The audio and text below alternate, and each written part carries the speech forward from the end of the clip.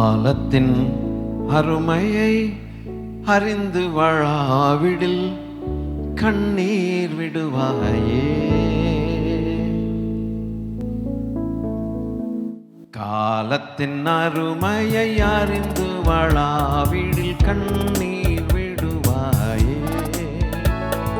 காலத்தின் அருமையை அறிந்து வாழாவிடில் கண்ணீர் விடுவாயே.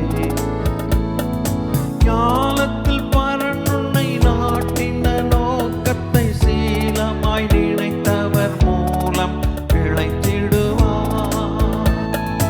ஞானத்தில் பரனுன்னை நாட்டின நோக்கத்தை சீலமாய் நினைத்தவர் மூலம் பிழைத்திடுவார்.